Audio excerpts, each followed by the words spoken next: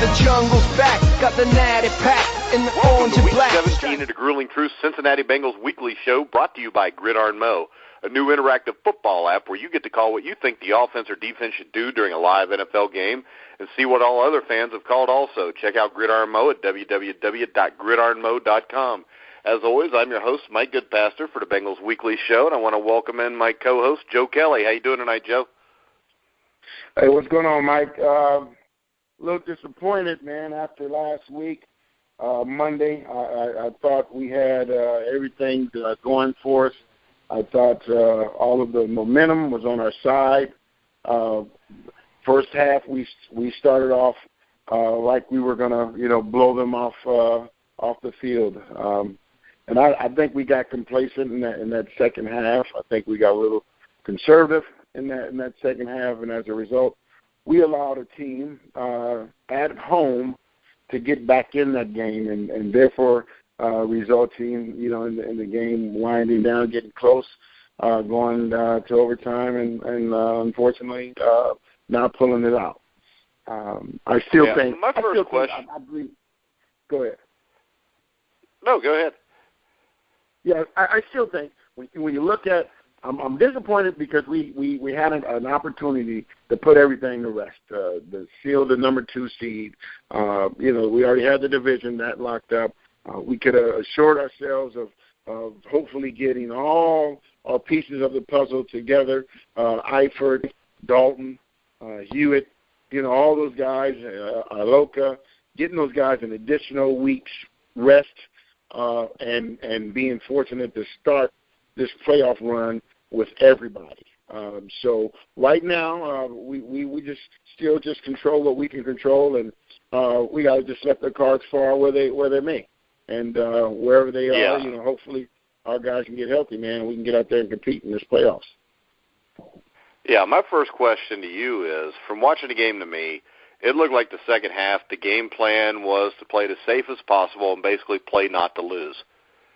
What's your opinion on that? Exactly. I thought we did. There was a change, and I think when you have a young quarterback, you have a rookie quarterback, and you come out and you're as conservative as we were. I didn't really notice until we talked a little earlier, and we were just running the ball. We were running the ball a couple series in a row without passing the ball. I think you scored through 3 times in the third quarter. So I think what happened with a young guy, you have a young guy, young gun, in his mindset, I think that conservative play took over, and as a result, he didn't want to really look down and try and make that 15-yard out against those good corners. And I seen that he was going through, and he was throwing a lot of short passes. And I think just with the mindset that we had and Hugh had, that we're just going to be conservative. We're going to try to run this clock out, and as a result, this is how this kid played. So when I talk to you, just thinking about it, I can see how he wasn't really given the opportunities to be able to throw downfield, and let's stay aggressive. Let's stay at these guys. We have these guys down. Let's keep our foot on their throat, man. We got it. And then when you're saying that this is a good team. They're a good team. They were a good team. So when you're playing good teams of that caliber, you have to, like Paul Brown used to say, man, you got your foot on his throat. Don't lift it up to, adjust it. Just keep it on. Just keep grinding. And I think we lift up our foot off their neck, and as a result, we let them get back in the game. And you see what happens. Yeah, and I think with a young quarterback, when he's had the success he had in the first half, I think the quarterback, just by the plays that are called, I don't know what was said to him at halftime, but I think that will cause your quarterback to lose confidence too, because he knows that they just shorten the playbook up to play it safe because they don't really trust you to win the game. Yeah, I totally believe it. I totally believe that his mindset changed that second half because he was making some good throws. He was making some great throws, and this was against two of the better cornerbacks in this league. And I think when we came over and came in the second half, and our mindset was to, hey, let's run this clock out. Let's pound these guys, totally changing the concept of what we were doing, or took us out of attack mode as far as our offense is concerned, and pretty much say, hey, defense, you go out in the second half. And prior to the previous games, Denver had been shut out, I think, the last 3 games in a row in the second half. And I think we probably put too much emphasis on that and thinking that our defense was going to stay dominant, because I thought they played very dominant in the first half. And you know, we had too many 3-and-outs. You're in that high altitude. You're in Denver. And I think as a result, it took a toll on our defense. We had a lot of plays, and we got winded in some areas. But overall, I still think our defense played well enough to win. Oh, the defense played great. Yeah, they played well enough to win. We go out and we stay in attack mode. Second half, man, you score 1 touchdown. You score 1 touchdown, man, it's over, period. Yeah. You know, we win. We come home. You know, our guys are short, some rest, and we can go into this dance, man, with everybody having a ticket, you know, from Dalton to. Now you talked about the thin air. You talked about the thin air. 1986, you guys played a game that was similar in magnitude. It was a year that the Bengals ended up going 10-6, just missing the playoffs. But you go to Denver, You're down 34-14, I believe. Come back, cut it to 34-28. How does the thin air affect you as a player, especially when your offense cannot stay on the field and get a few first downs? Well, when you initially go out there, you don't really notice it right away. It's just when you start getting winded, then when you start, you know, taking those deep breaths, and you just, for some reason, your recovery is not the same. So you're taking deeper breaths, you know, and you're trying to, you know, get that air back in your lungs. And I think also what then happens, it sort of becomes a mental issue.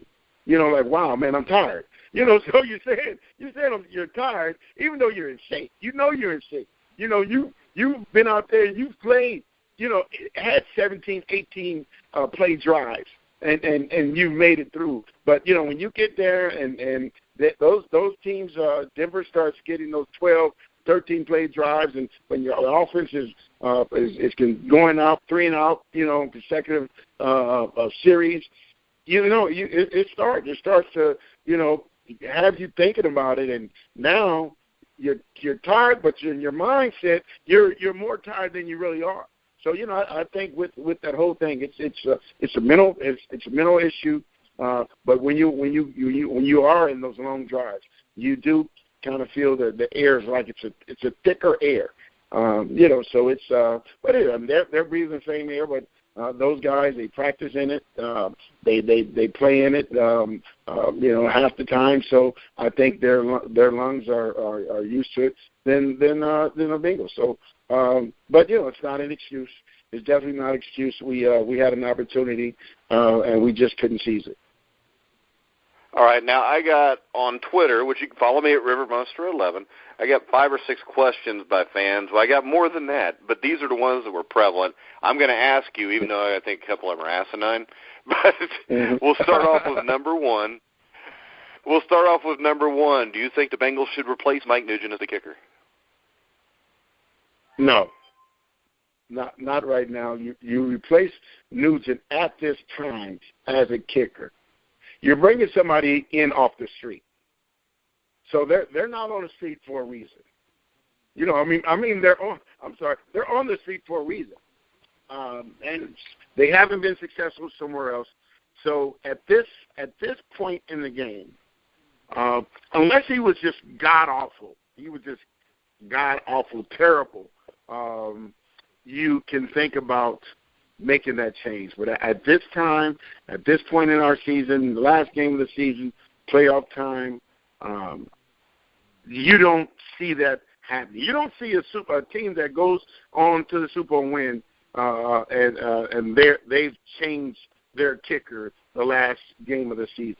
So I don't. Yeah, the Bengals did it. I think 3 years ago with Josh Brown came in and made some big kicks, including to win the game in Pittsburgh. But that was because Nugent was injured. Yeah. I agree with you. I think it does need to be looked at, because I can tell you this, Joe. I'm uncomfortable with him even kicking extra points. I don't have a lot of faith there. It's like Jim Breach. Jim Breach, 43-yard field goal in the Super Bowl. Did anybody have any doubt that was going down the middle? Yeah. That's how I judge a kicker. How nervous am I when they're going in to kick that kick? Yeah, it's the mindset. It's with those kickers. He can kick. He's not on an NFL roster because he can't kick. He's not on an NFL roster because he hasn't been clutch in the past. The guy, you can kick, man. You can kick. Get out of your own way. Get out of your own way. Stop thinking about the kick. Line up and kick the damn ball, man. You can kick. When you get a guy when nobody's asking him to kick a 64-yard field goal. You kick 41, 45-yard field goals all day in practice in your sleep. So you have to understand when you line up, you have to get kickers. You got to get out your own way, and line up. Go through your progressions, man. Follow through. Kick the ball. Let's get these 3 points and get this extra point. Let's get out of here.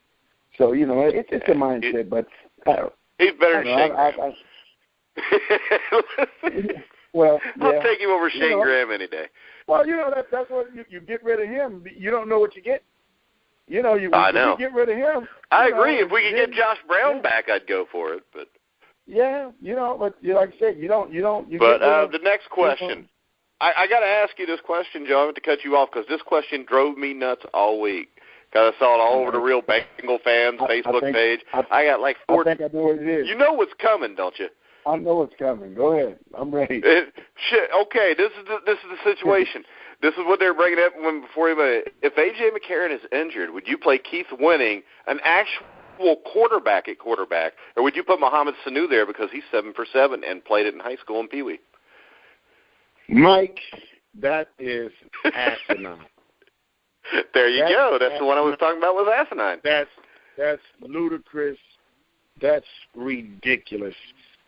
Sanu's a wide receiver. He's an NFL wide receiver. He's not. Yeah, he was a wide receiver in college too. Yeah, so it's come on, man. That's just garbage.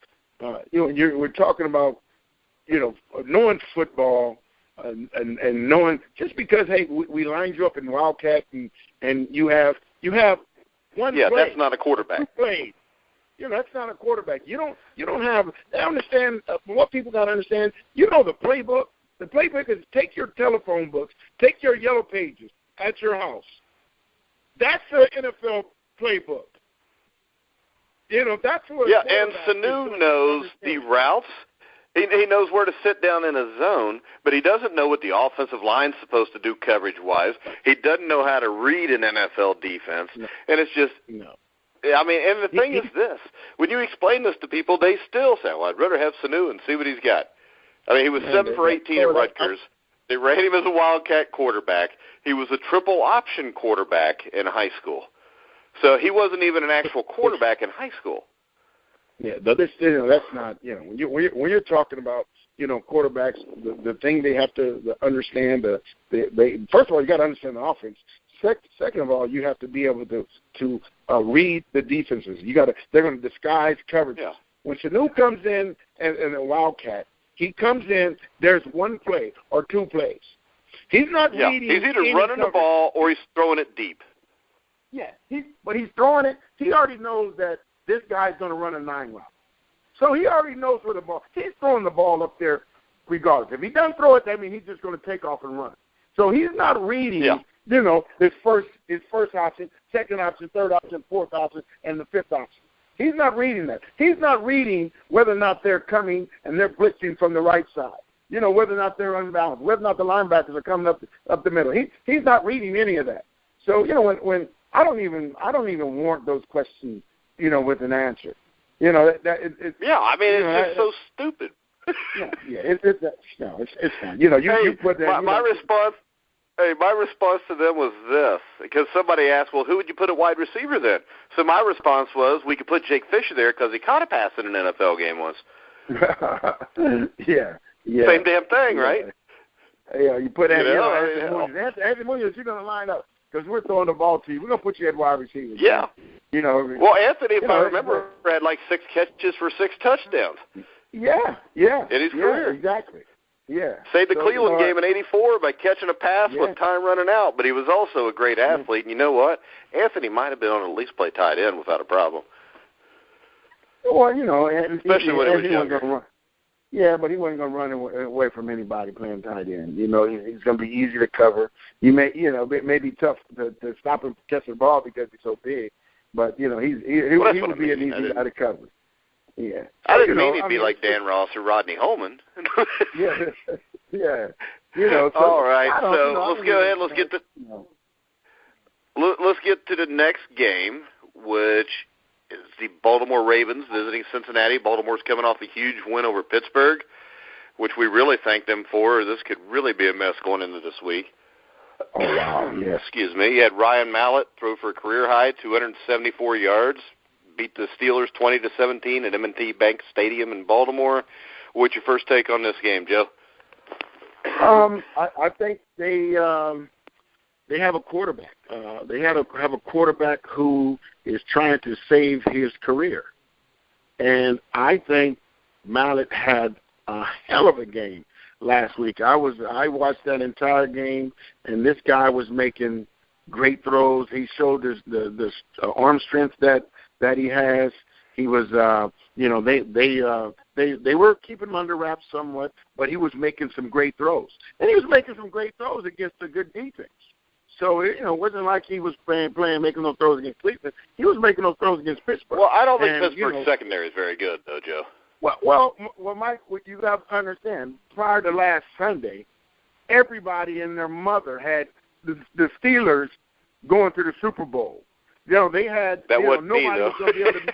Yeah, I know. But you look at everybody. Nobody's going to beat Pittsburgh. These guys are on the road. This is the hottest team, in the league, and nobody wants to play them. And then you go into Baltimore and you lose to a bad Baltimore team with a quarterback who was just cut from the Texans, and he came out first start and he ate him up.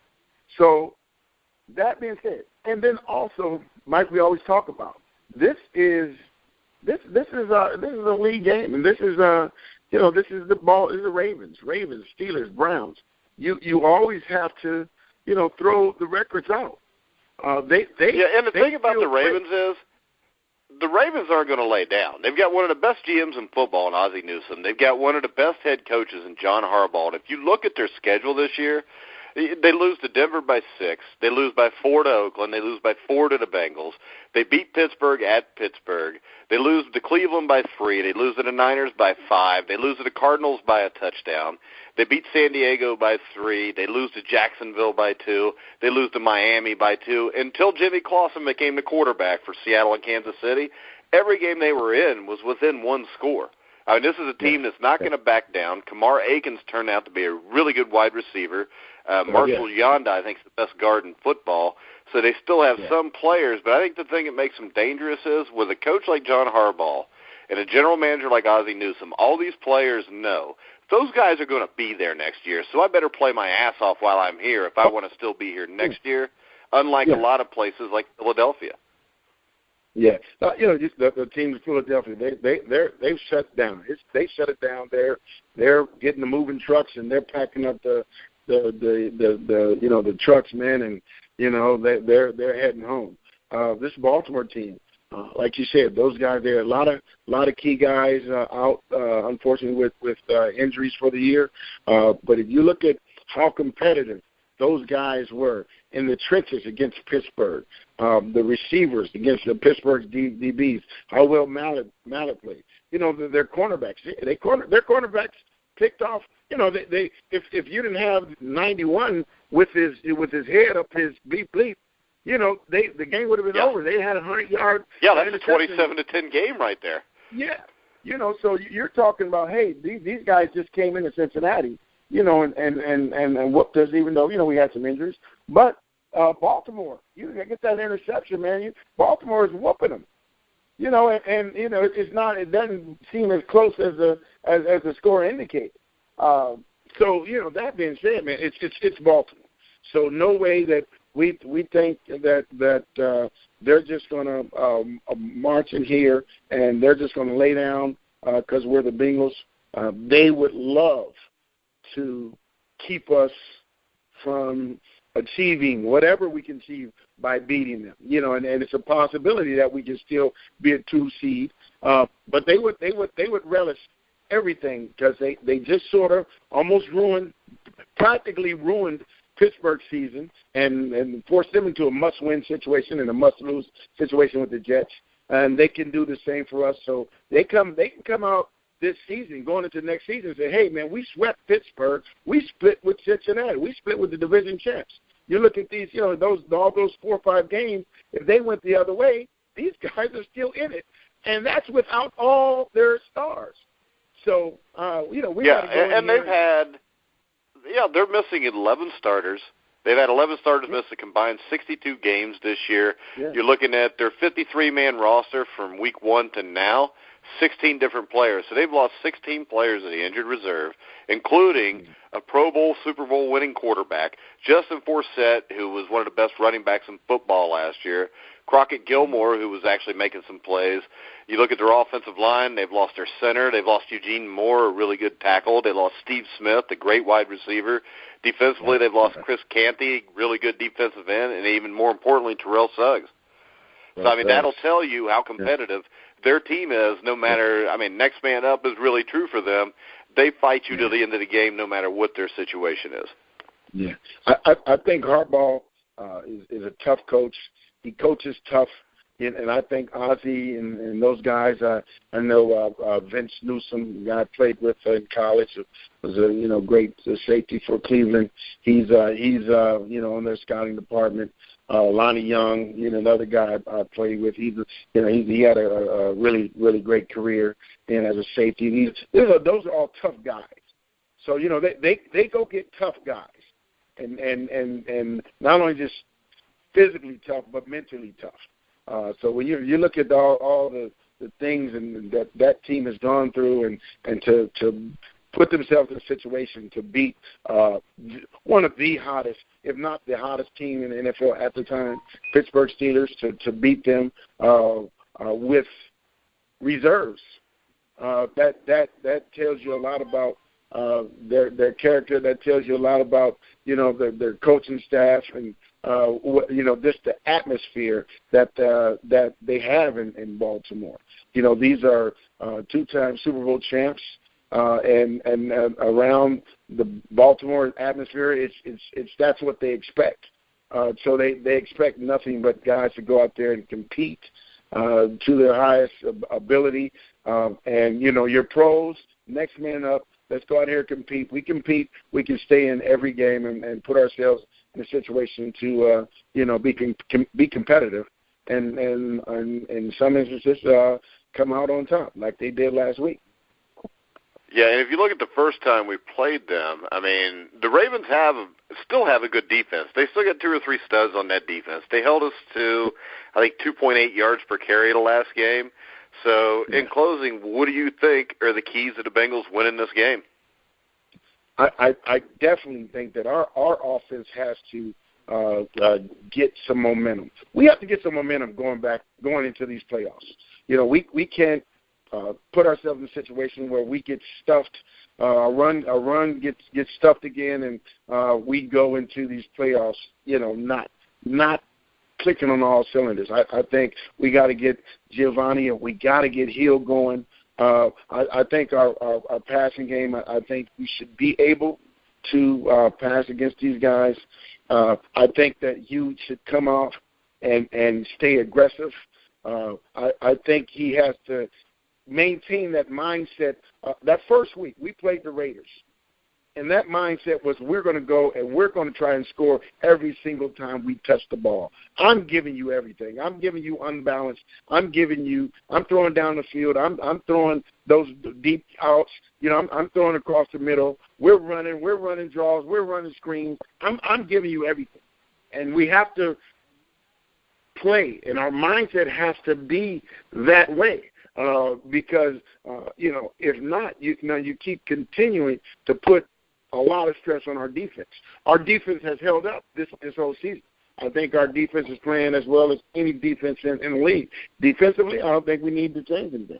Offensively, we need to go out at these guys. We need to, establish a running game because we haven't done that. And I think that definitely will be the key. So, and if we can establish the run, then you give the young boy an opportunity to not have these guys eight in the box. You give them out an opportunity, man, to make some throws downfield. But if not, if we can't run that ball, it can potentially be another long day for our offense. Well, and I think the reason they ran the ball successfully, at least 3 to 4 yards of carry against Denver in the first half, was the fact that they were throwing the ball on first down. I think that when they started running the ball on first down, they just pinned their ears back, come and hit us. And, I think it's huge to be able to come out and throw the ball on first down to loosen the defense up. What do you think? Yeah, you have to. You have to put the defense on their heels. You have to at least have them believe that you're going to attack them all over the field. You're going to attack those guys. You have to put some doubt in the defense's mind. Yeah, you have to know that those corners have to know that I'm going to throw deep. I'm going to send AJ deep. We're going to throw some deep, 15-yard ends. We're going to throw some crossing routes. We're going to do some tight end screens. We're going to do some tight end pop passes. We're going to do that. The thing is, you have to keep this defense guessing. We came out, we became so vanilla that Denver was just able to line up and take it to us. We didn't come in the second half. You didn't see a lot of different formations. You didn't see a lot of different things that we were trying to do. You have to be able to come out and you have to be able to do all these things. I understand the importance of running the ball, establishing. But if you haven't established anything with the pass, I'm bringing 8 up in the box, baby, and I'm going to destroy your run game.